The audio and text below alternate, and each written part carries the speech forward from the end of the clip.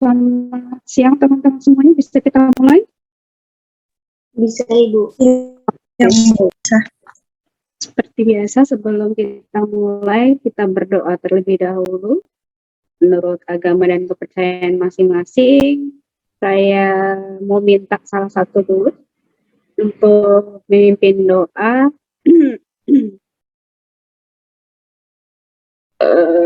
Siapa ya?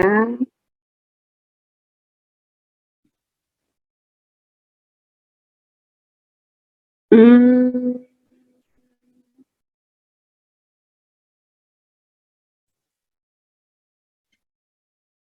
apa cowok di sini? Sebentar. Saya Bu. Oke, silakan. Ya teman-teman, sebelum kita mulai perkuliahan, mari kita berdoa menurut agama dan kepercayaan masing-masing. Berdoa dimulai.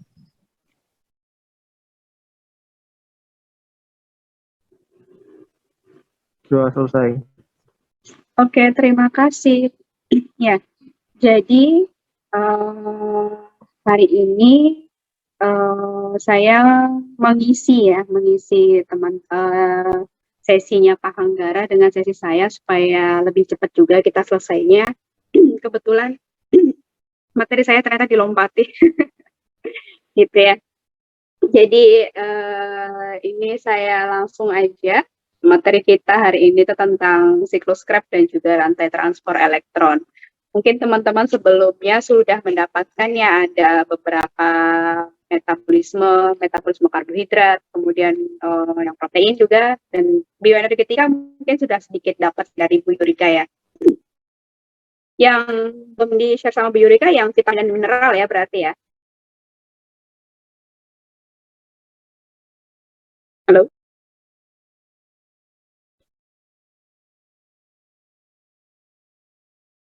Suara saya masuk nggak? Masuk Bu. Oke. Yang vitamin dan mineral yang belum dikirim sama Bu Yurika ya berarti? Belum ada dikirim. Iya itu maksudnya yang belum masuk sama beliau. Nah, karena teman-teman kemarin berarti sudah dapat, kalau bioenergetika sudah dapat?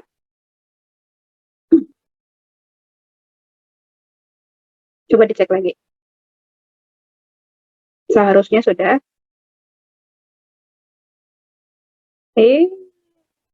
Masa nggak ada yang ingat? Udah apa belumnya?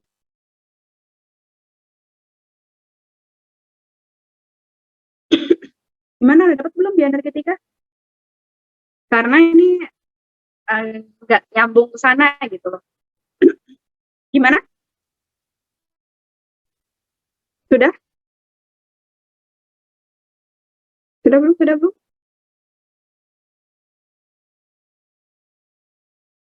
Natasha Angelika Haniko, ada nggak? Belum Ibu.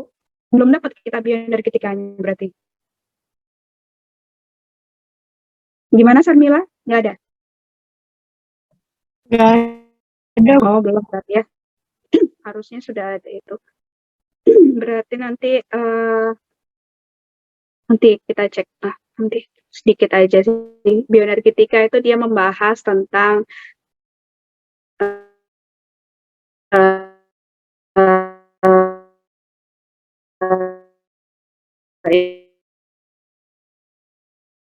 ya proses saya agak pemulihan dari batu. Nah, di situ kan mungkin teman-teman sering dengar ada ATP, ada FADH, kemudian ada NADH, itu kan dia jadi sumber energi. Nah, bioenergetika itu mempelajari bagaimana molekul-molekul tersebut kemudian menjadi energi untuk tubuh kita sendiri, kayak gitu sih. Nah, ini saya coba share screen langsung aja. Jadi, mungkin teman-teman kemarin di metabolisme karbohidrat itu sudah ada ya membahas tentang siklus Krebs seperti itu, dan juga rantai transport elektron sedikit. Ada nggak dibahas sama Pak Burhan? Halo?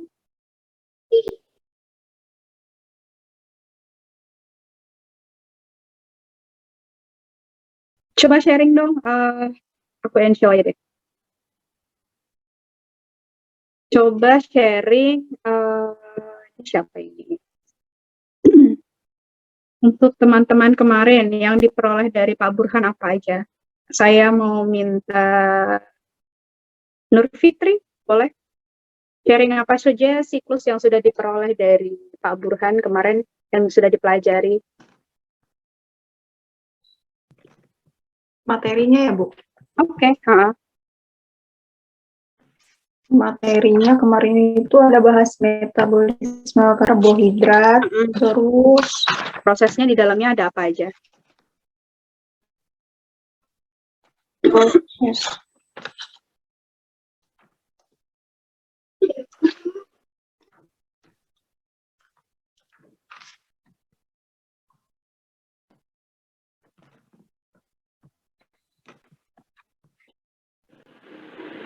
Azril, bisa dibantu? Iya Bu, bentar ya Bu.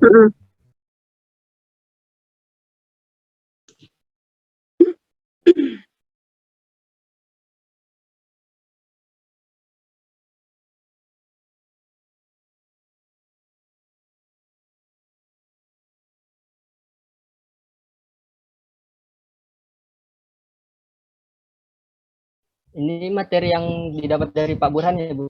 Iya, prosesnya apa aja dalam metabolisme karbohidrat itu?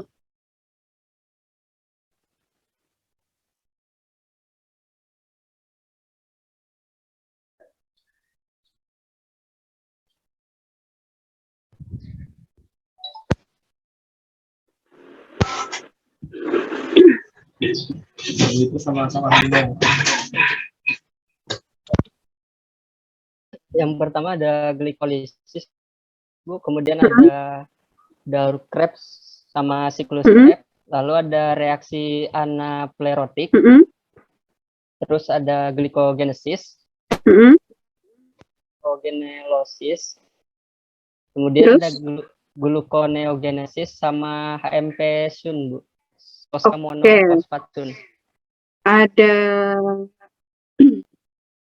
Ada glikolisis, ada gluconeogenesis, ada HMP Shunt,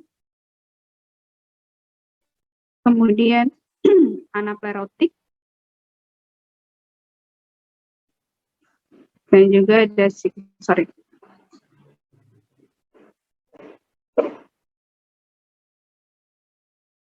dalam ini ada yang namanya siklus Krebs. Nah, yang perlu teman-teman ketahui bahwa dari tadi, sorry tadi namanya siapa?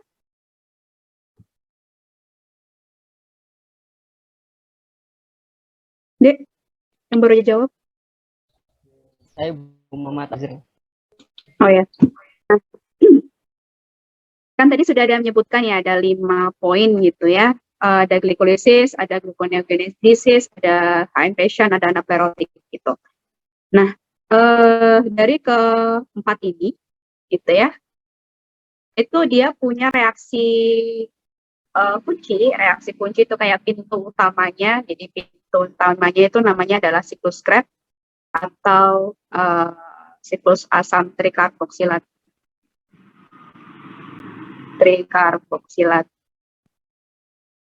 Kalau di bahasa Inggris kan trikarboksilat asid kan, jadinya biasanya disingkatnya TCA kayak gitu.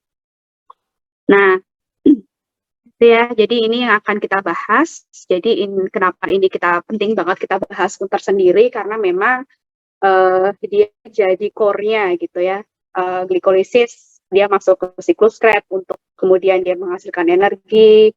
Kemudian gluconeogenesis dia masuk ke siklus Krebs, baru dia ke glikolisis, baru dia balik lagi untuk menghasilkan energi kayak gitu. Dan juga lain sebagainya. Pun anaplerotik, apa anaplerotik itu? Coba ada yang bisa jawab?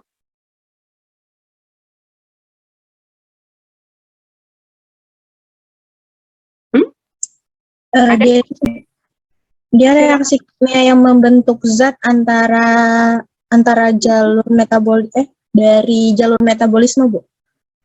Reaksi antara untuk membentuk zat. Siapa namanya? Bima, Bu. Dina. Oke. Jadi anaplerotik memang reaksi antara untuk membentuk zat. Jadi maksudnya membentuk zat di sini adalah untuk mengisi. Jadi kan dalam siklus Krebs mungkin teman-teman ingat ya ada banyak sekali itu senyawa-senyawanya. Nah biasanya itu untuk pengisian itu dibantu dengan reaksi anaplerotik ini. Nanti akan kita bahas sedikit di siklus Krebs gitu ya.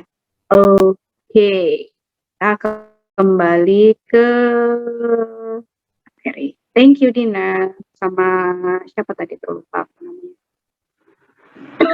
Sorry tadi siapa namanya? Aku gampang banget lupa nama.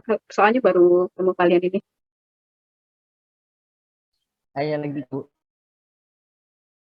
Azril ya. Iya, Bu. Thank you Azril ya. Langsung next.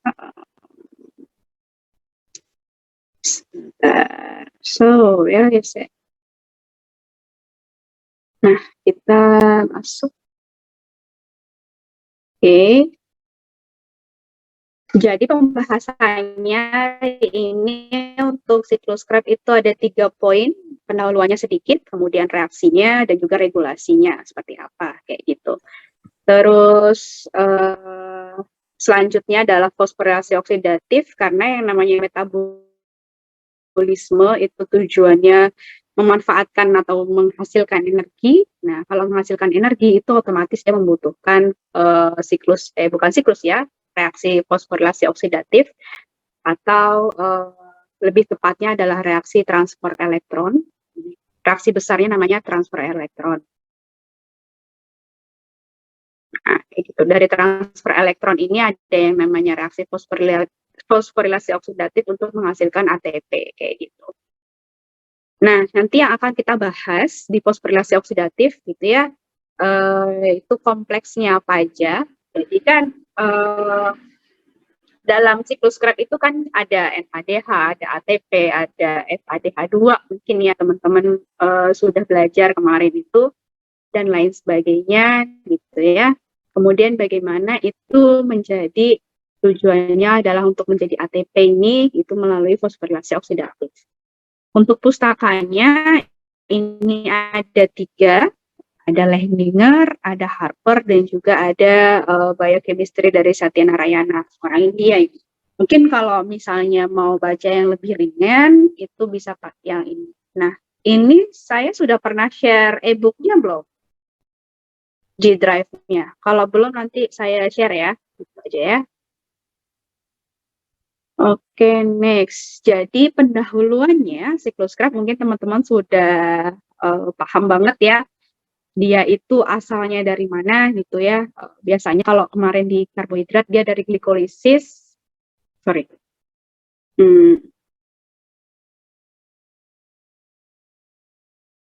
Sorry.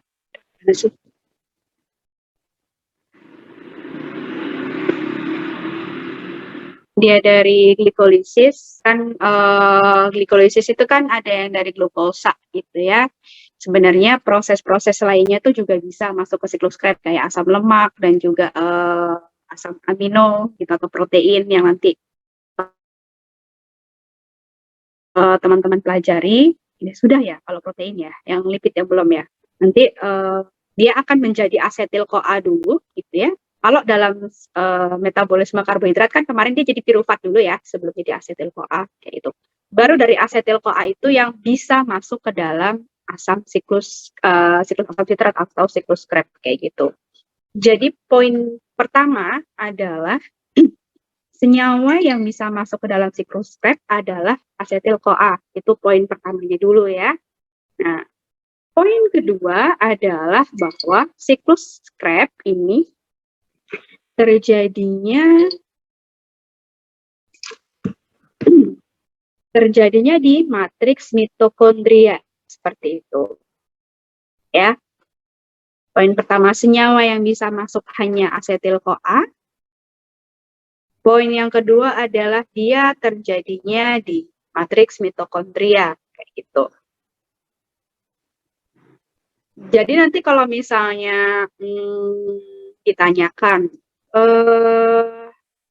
bisa nggak sih pirufat itu terjadi di matriks pirufat itu kemudian masuk ke dalam siklus Krebs langsung kayak gitu. Nggak bisa. Karena apa? Karena yang bisa masuk ke dalam siklus Krebs itu hanya asetil-CoA gitu.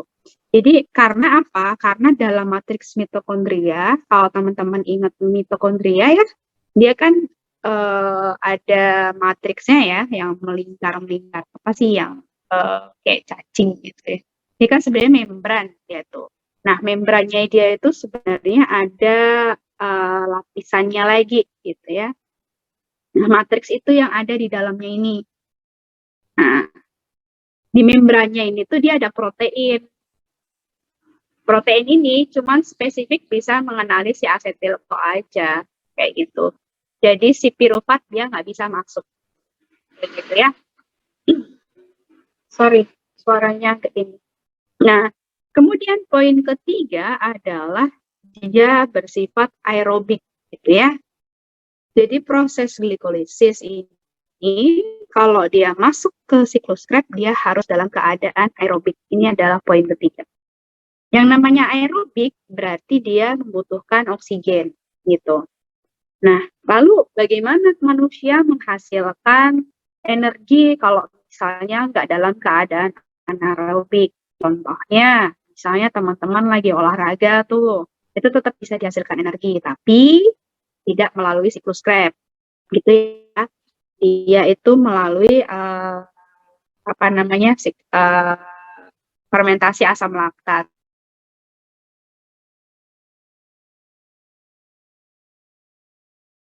Nah, di fermentasi asam laktat ini, dia energinya cenderung lebih kecil. Kalau nggak salah cuma NADH aja. Yang notabene dia setara dengan 2,5 ATP. Kayak gitu. Ini kalau anaerobik. Nah, di sini kita membicarakan yang aerobik aja ya. Jangan lupa ini penting. Poin ketiga tadi ya. Kayak gitu. Nah, poin keempat adalah bahwa siklus Krebs ini bersifatnya amfibolik. Apa sih amfibolik itu? Jadi, tidak hanya katabolisme itu pemecahan, kayak glikolisis, kayak gitu ya. Pemecahan dari molekul besar menjadi molekul kecil. Tapi juga di dalam sini, di dalam siklus Krebs ini, sorry, ini biar nggak terlalu banyak.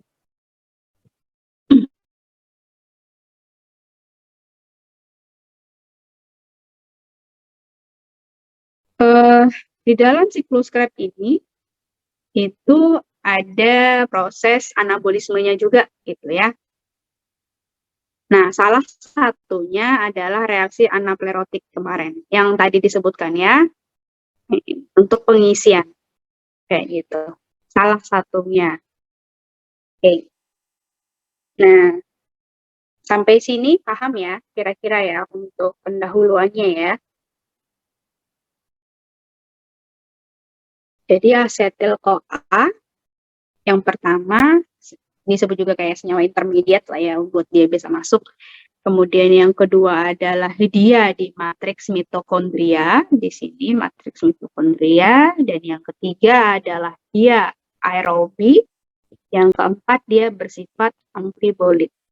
Tuh, itu 4 poin utama yang perlu teman-teman tahu tentang siklus Krebs, kayak gitu. Nah, kemudian kenapa dia disebut sebagai siklus pintu atau siklus kunci dari keseluruhan metabolisme kayak gitu. Karena kan nggak glikolisis ya, bla bla bla bla bla kayak gitu. Kemudian menjadi asetil-CoA gitu ya. Karena kayak gluconeogenesis gitu ya. Itu pun juga masuk ke sini kayak gitu. Kemudian misalnya hasil-hasil yang lainnya ada juga yang dia masuk lewat sini gitu kan, beberapa asam amino itu dia akan ada beberapa yang masuk ke pirufat untuk menjadi oksaloasetat di sini kayak gitu. That's why dia itu menjadi pintu utama gitu ya untuk keseluruhan metabolisme pada kondisi lagi-lagi aerobik gitu ya. Jadi kalau misalnya tubuh nggak punya glukosa darah, gitu kan, pemecahan dari asam lemak, dari glikogen dan lain-lain itu lewatnya ke sini semua. Oke, Oke, kita lanjut ya. Nah, ini mungkin yang teman-teman sudah pelajari kemarin tentang siklus Krebs gitu ya. Pirofat awalnya tadi, kemudian jadi asetil-CoA, ini kita batasin ya. Ini adalah di matriks mitokondria.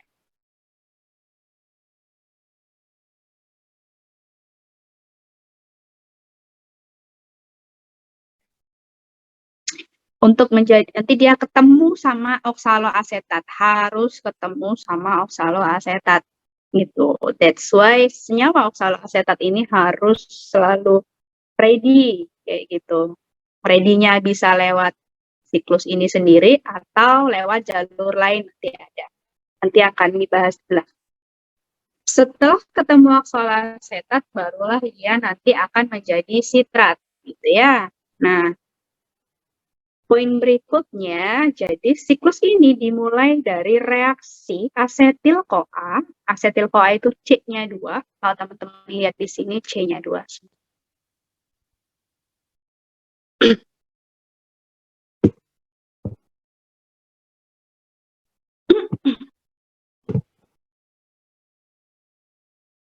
Hmm.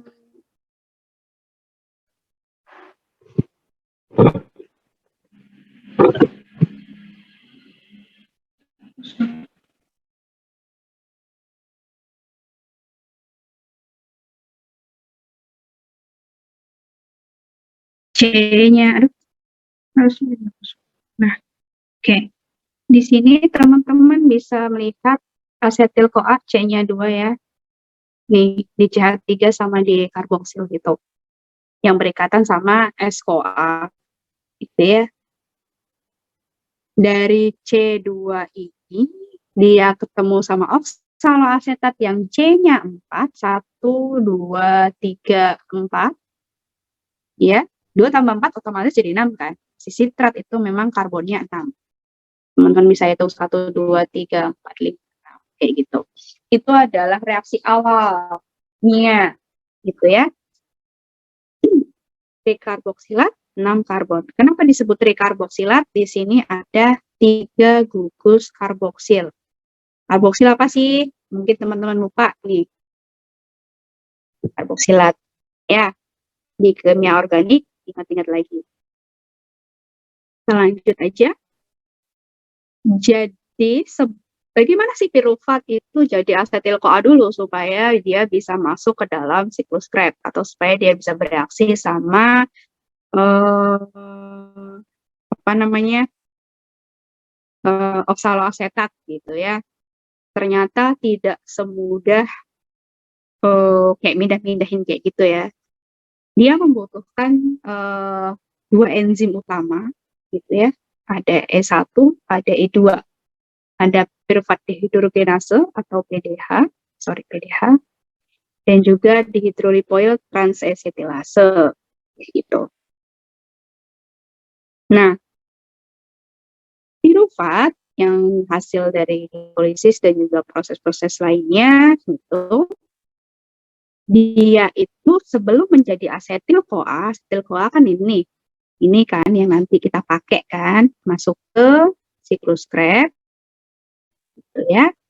Kalau melihat dari strukturnya, ini struktur utamanya yang diganti bagian belakangnya ini. Gugus karboksilatnya ini diganti menjadi CoA. Itu ada beberapa tahap. Tahap yang pertama, ya, dia akan melepaskan karbon dioksida, gitu. Ketemu sama enzim namanya TPP atau tiamin pirofosfatase. Ya, ketemu enzim ini dulu nih, gitu ya. Dengan bantuan, ketemu senyawa tiamin pirofosfatase dengan bantuan enzim PDH. Gitu ya. Supaya apa? Supaya CO2-nya ini lepas. Gitu. Supaya CO2-nya lepas atau namanya dekarboksilasi. Di sini sudah ada nih, dekarboksilasi. Kayak gitu. Jadi dia berikatan dulu sama TPP dengan bantuan PDH supaya mengalami dekarboksilasi. Kan kita mau ganti itu supaya CoA-nya masuk kan gitu ya.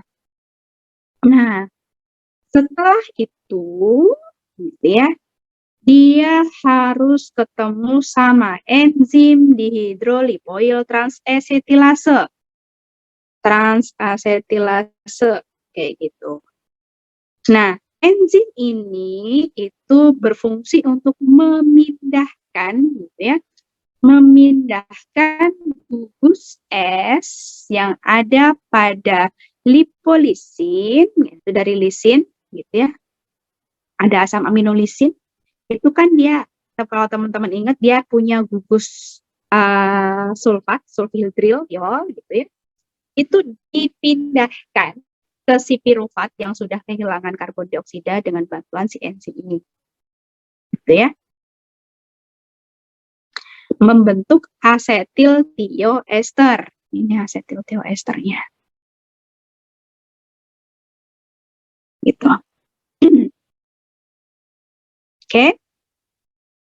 Nah, baru dari situ nanti dia akan terjadi transesterifikasi. Transesterifikasi berarti perpindahan gugus ester. Itu ya. Dia harus ketemu sama CoA-SH sehingga S-CoA-nya bisa pindahlah ke pirufat. Jadilah dia asetil CoA. Tuh. Nah, kenapa teman-teman perlu tahu ini? Seperti itu ya. Jadi, kenapa teman-teman perlu tahu ini? Nantinya, kalau teman-teman menemukan suatu penyakit yang berhubungan dengan metabolisme, gitu ya. Kemudian kita cek keberadaan enzimnya, jadi kita ekstrak. Nanti kan biasanya mitokondria juga pecah kayak gitu. Nanti itu teman-teman belajar biotek belum ya? Saya lupa. Teman-teman belajar biotek belum sih? Belum ya? Nanti di bioteknologi itu ada yang namanya elektroforesis. Ada yang namanya elektroforesis protein, itu kan nanti ada pita. Masing-masing enzim itu punya ukurannya sendiri. Berapa pasang basa, berapa pasang basa. Sampel itu, jadi kayak misalnya kita sudah isolasi enzim, kita cek, itu ukurannya sekian, ternyata oh dia tidak ada enzim ini. Gimana nih caranya? Kayak gitu. Nah, begitulah kemudian pengembangan obat bekerja. Kayak gitu ya, dari hal-hal seperti ini. Kira-kira yang perlu teman-teman pahami di sini, poinnya adalah pirufat dengan gugus karboksilatnya ini didekarboksilasi dengan bantuan TPP oleh enzim PDH, ya, hasilnya kemudian oleh enzim dihidrolipoil transasetilase untuk memindahkan, gitu ya, untuk memindahkan gugus asetil, gitu ya, dari CoA-SH untuk membentuknya. Cukup sampai situ aja. Kalau udah masuk yang poin 4 sama poin 5, ini adalah pembentukan kembali. Mungkin teman-teman lihat di sini ada NADH. Berarti ada energi yang dihasilkan satu di sini, kayak gitu ya. Lumayan, dapat 3 ATP, gitu ya. Selanjutnya, asetil CoA sudah terbentuk, ya. Ini kan tadi pirufat ya, dari pirufat dapatnya. Di 2C ketemu sama 4C, jadinya 6C. Di sini. Reaksi dari siklus Krebs ada 8. Mungkin teman-teman belajar sampai sini nggak? Ada 8 ini masing-masing itu apa prosesnya? Atau hanya senyawanya aja? Silahkan sharing. Gimana? Sampai situ, Ibu. Gimana sampai senyawanya aja? Atau ini juga?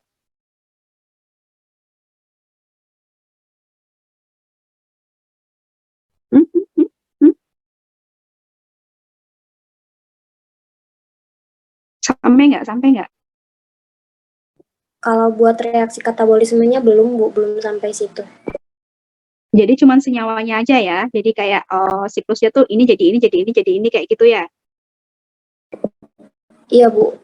Oke, berarti maksudnya materi ini memang apa namanya bisa diperdalam lagi seperti itu. Oke, ini sekedar informasi aja, for your information gitu ya. Jadi bahwa kan nanti kan proses ini memang kayak buat panen energi ya, siklus Krebs itu buat panen energi gitu ya. Di situ nanti kita akan ketemu NADH, kemudian FADH2, kemudian GTP gitu ya, ada NADH, kemudian FADH2, kemudian ada GTP gitu ya. Jadi memang buat panen energi, nanti dari hasil panennya itu diproses, prosesnya itulah yang namanya disebut rantai transport elektron itu tadi. Oke, jadi reaksi tadi kan amfibolik ya si siklus Krebs ini, yang kalau yang katabolismenya ini ada 8 step, mungkin teman-teman kemarin sudah tahu ya, dari asetil-CoA jadi sitrat, dari sitrat jadi isositrat, kemudian jadi alfa ketoglutarat, jadi suksinil-CoA, jadi suksinat, fumarat, malat, falosetat. Mau nggak mau ini harus dihafal, gitu ya. Mau nggak mau emang harus dihafal seperti itu. Cuma saya tidak memaksa teman-teman untuk menghafal strukturnya, gitu ya. Karena teman-teman bukan orang biokimia, that's okay, gitu ya. Yang penting teman-teman tahu apa sih yang terjadi dari masing-masing perubahan senyawa ini, kayak gitu. Di sini ada 8. Nah, detailnya ada di sini, gitu ya. Jadi kan dari asetil-CoA ketemu sama oksaloasetat, ya. Produknya adalah sitrat C6, gitu kan. Enzimnya itu adalah sitrat sintase. Seperti itu. Jadi ada 2C ketemu 4C itu ternyata oleh enzim namanya sitrat sintase, namanya sintase kan berarti mensintesis ya, mensintesis sitrat. Dia membutuhkan air di sini untuk apa? Melepas si CoASH ini. Dan jadi CoASH bebas, nanti kan CoASH bebas balik lagi ya untuk si piruvat jadi asetil-CoA lagi. Kayak gitu. Sehingga nanti akan membentuk sitrat gitu ya, 6. Jadi yang bagian asetil-CoA-nya tadi di sini, baru sisanya punyanya si oksaloasetat. Gitu. Ini sedikit informasi gimana sih kok bisa begitu gitu ya. Jadi nggak yang sekedar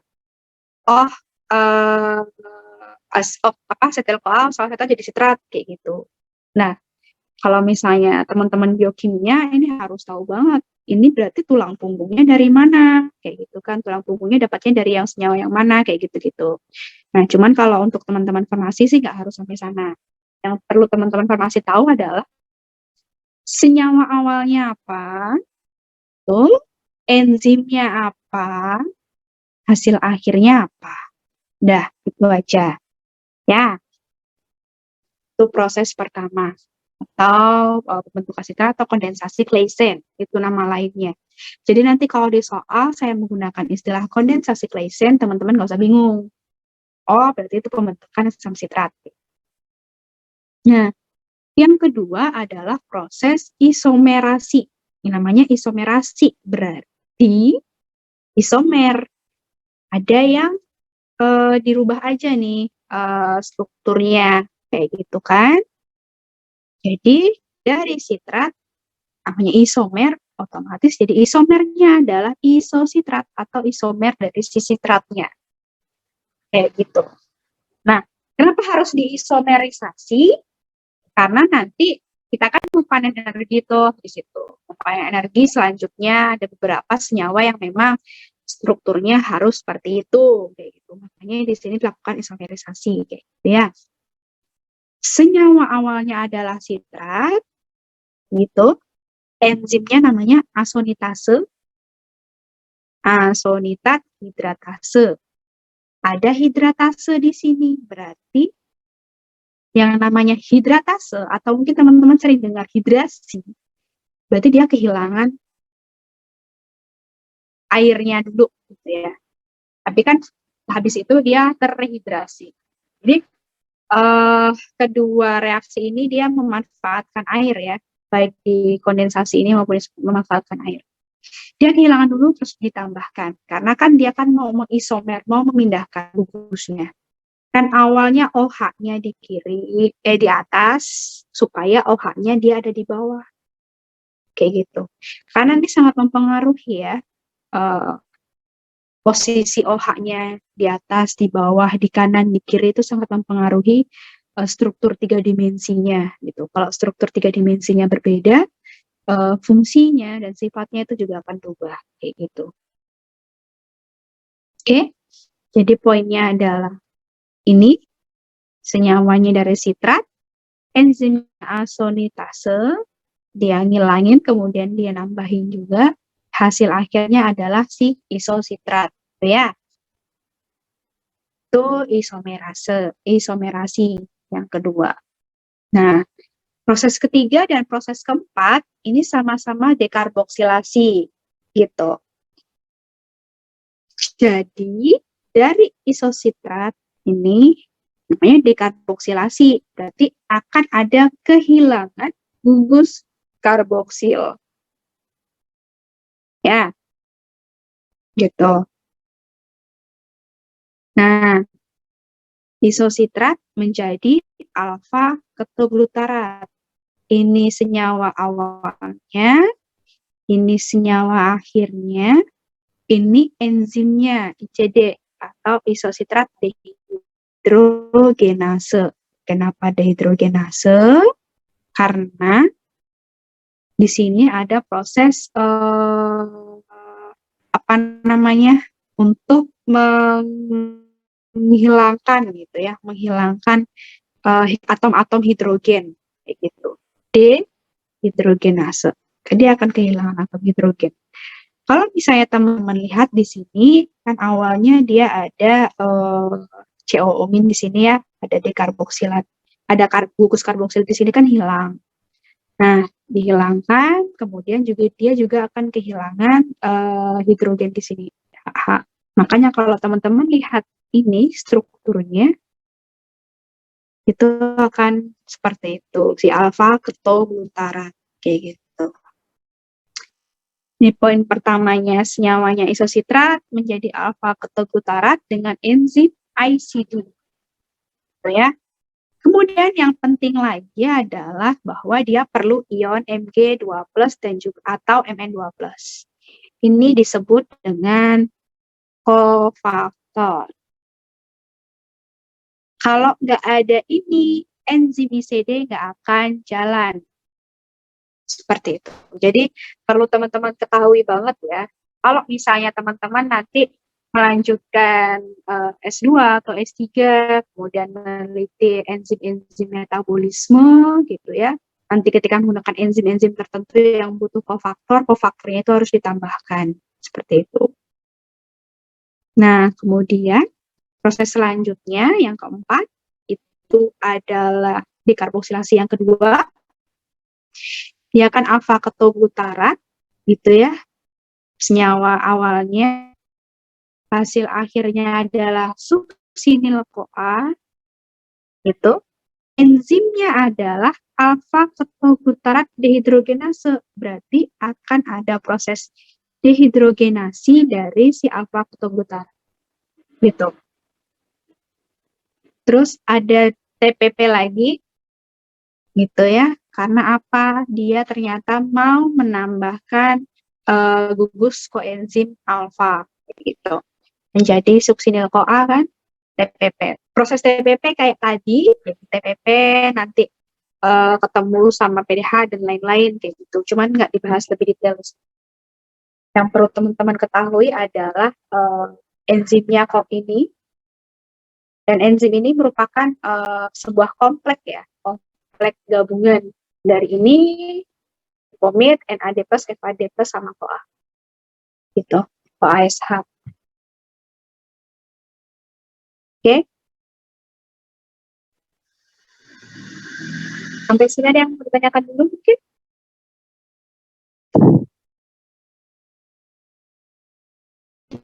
Mostly memang untuk siklus Scrub ini hafalan gitu ya, mau nggak mau gitu. Jadi nanti teman-teman belajar untuk membuat mind map gitu ya. Seperti ini misalnya contoh mind map-nya. Ini misalnya adalah siklus Scrub, kemudian nanti dia di proses pertamanya apa, proses keduanya apa, proses ketiganya apa, proses keempatnya apa, dan seterusnya gitu ya. Kalau bikin mind map, nah di proses pertama ini ada senyawanya apa, enzimnya apa, hasil akhirnya kalau ada kofaktor, kofaktornya apa. Nah, inilah yang kemudian disebut mind map ya, untuk mempermudah teman-teman belajar kayak gitu. Kalau bisa bikin kayak gini, itu lebih enak karena kelihatan nanti misalnya di sini senyawanya enzimnya alfa apa gitu ya. Misalnya di sini adalah tadi alfa ketogutarat ketogutarat dehidrogenase gitu ya. Terus di sini enzimnya apakah jadi kelihatan di situ. Oh, gitu. Itu enaknya kalau belajar pakai mind map. Gitu ya. Terus proses yang kelima adalah fosforilasi, namanya aja fosforilasi. Berarti ada sangkut pautnya sama fosfat, gugus fosfat kayak gitu. Nah, kayak gimana sih dia sangkut pautnya? Ternyata dia hanya di level substrat aja, jadi fosfatnya dia tidak akan masuk ke dalam senyawanya, gitu ya. Dia hanya untuk menghilangkan si CoA-nya itu aja. Kan tadi suksinil CoA, senyawa awalnya dengan enzim suksinil CoA sintase itu atau suksinatiokinase gitu ya. Tio ini gugus tio itu. Tiol. Kemudian menjadilah suksinat itu. Kayak gitu ya. Menjadilah suksinat. Nah, proses perpindahan atau penghilangannya ini dia